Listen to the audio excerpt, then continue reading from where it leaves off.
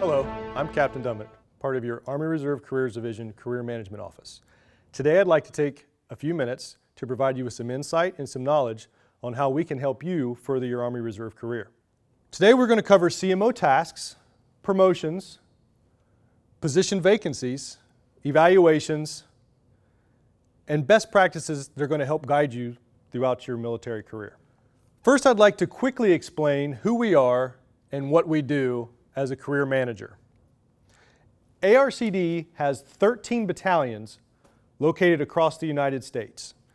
Each one of these battalions is there to shape and sustain the Army Reserve through aggressive retention, transition, and career management options to support a continuum of services and human capital requirements. Please remember, all 13 of these battalions are there to provide you with the best possible customer service.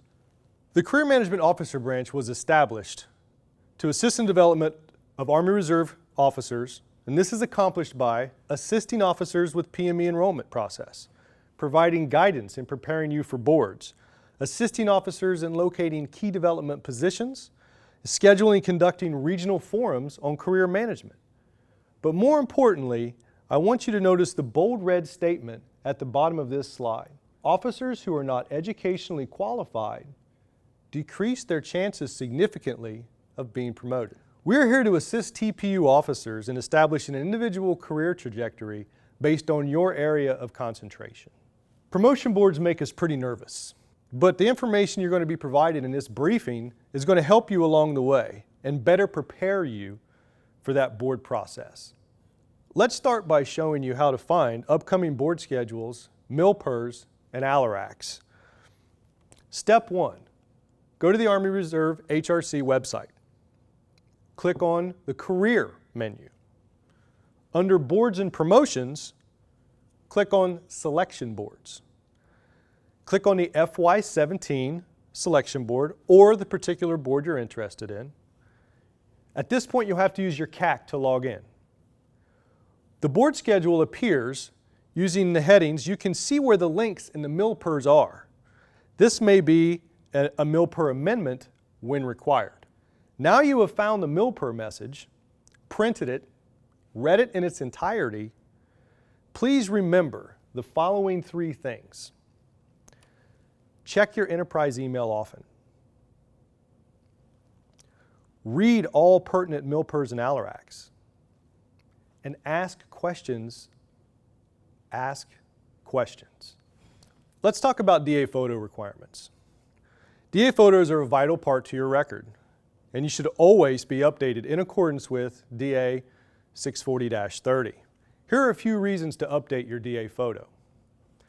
Promotions, for instance, from second lieutenant to first lieutenant. When you receive an award, ARCOM or higher.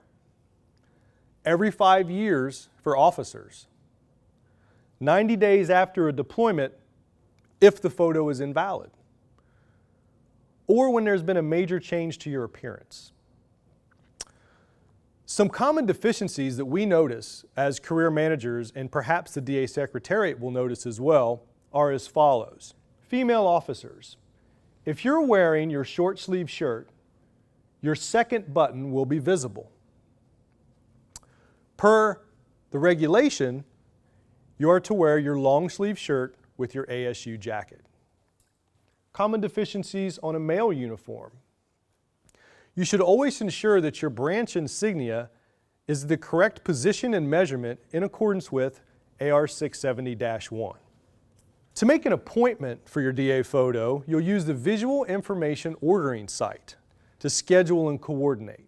If you have trouble scheduling using VIOS, if you go to the left side of the screen, you will see FAQs and a POC based on the geographic location. Professional military education and career progression are vital to you and your success as a United States Army Reserve officer. It is imperative that you plan ahead and meet the requirements in order to take advantage of the opportunities available to you. The PME enrollment process is actually very simple. The enrollment process begins with the soldier contacting their unit training management team or their ATARS operator and enrolling in a class. HRC will review the soldier's records to ensure that they meet the qualifications.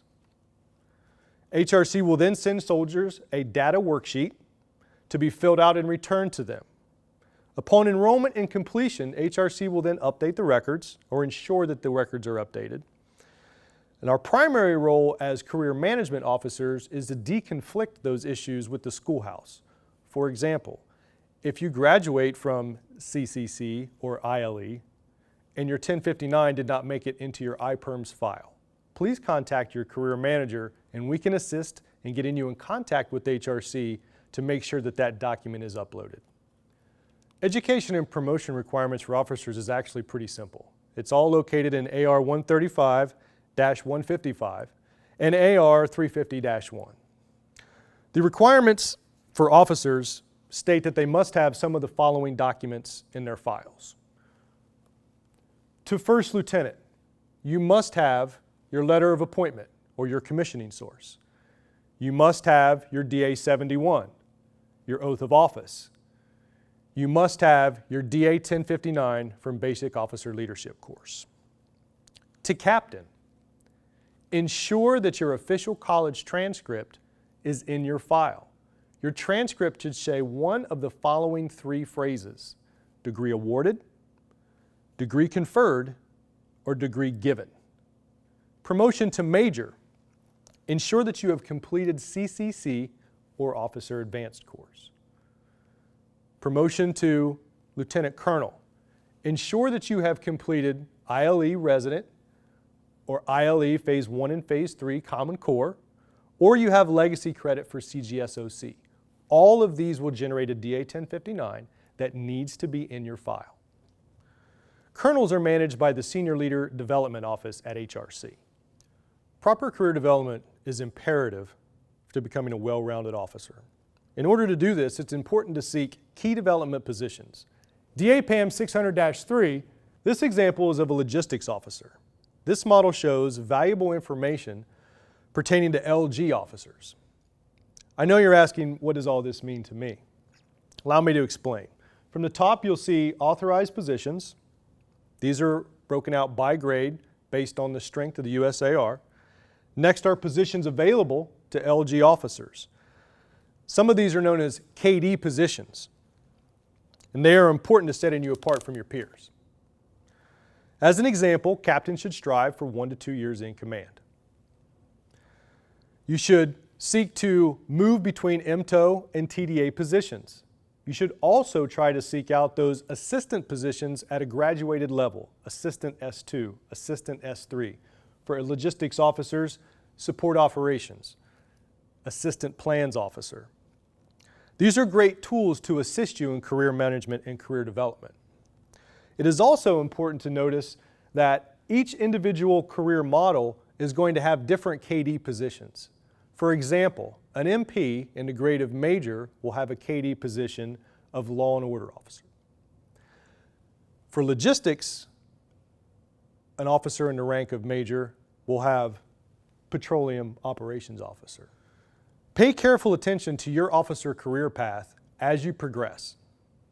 Now that you better understand career management, please allow me to show you how to find these KD positions at your leisure. Step 1, go to the HRC website. Step 2, click on My Records. Step 3, you'll have to click OK.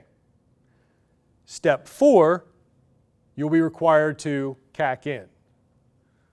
Step 5, you'll want to click on Tools. Step 6, you're going to want to click Vacancy. After you click Vacancy, step 7, you will see a Display Vacancies box midway through the screen. This will generate an Excel spreadsheet based off of what you chose for geographic location, AOC, and pay grade. Evaluations are important, but with the new system, we know and understand that not everyone can get an above center mass or an ACOM. More importantly, what does a top block mean? It's more important to focus on the narrative. The narrative needs to be concise, to the point. It needs to provide quantitative, qualitative information and focus on future, or potential assignments. Please refer to AR 623-3 or DA PAM 623-3 when seeking specific guidance on evaluations. Now let's talk about the responsibilities of the officers in the OER process. The rated officer, build your support form. You know what you did.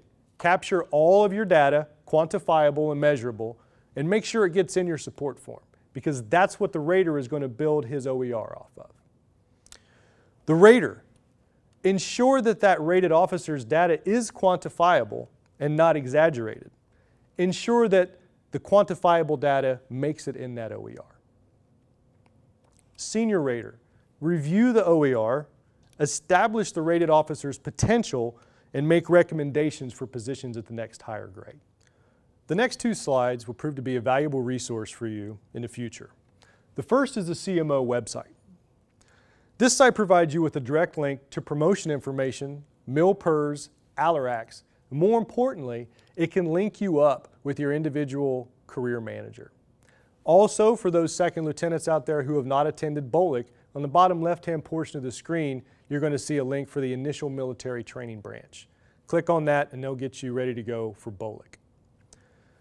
The next slide covers the S1net. This allows you to stay informed with all of the most current MIL-PERS and ALARACs and promotion board emails. Position vacancies are also listed in the S1net, so pay attention to that.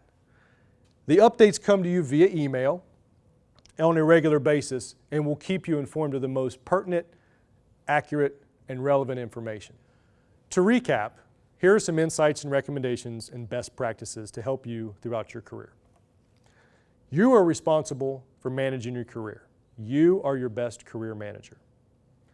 Review your records on a quarterly basis. Annually, sit down with your unit administrator or your HR NCO and do a birth month audit. Utilize the S1net. It has the most accurate and relevant and up-to-date MIL-PERS and ALARACs. Get your professional military education taken care of. Make it your priority. Set yourself apart from your peers. Seek out those tough KD positions. Move between TDA and MTOs. Check your emails and stay connected. Officers who are not educationally qualified decrease their chances of being promoted significantly. Now let's go over some of your responsibilities as an Army Reserve officer. Read the MIL-PER messages and ALARACs in their entirety. If you have questions, ask them. Call your career manager.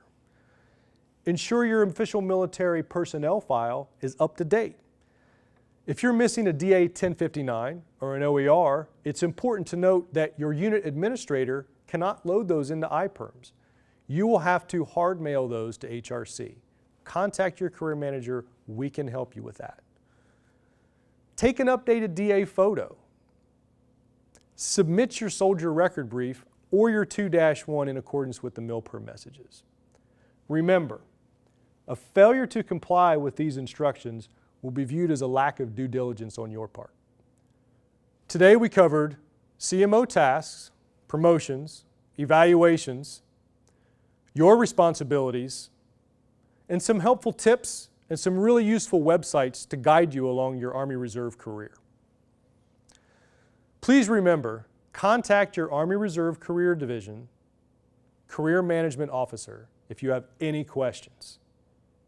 Thank you. Have a great day.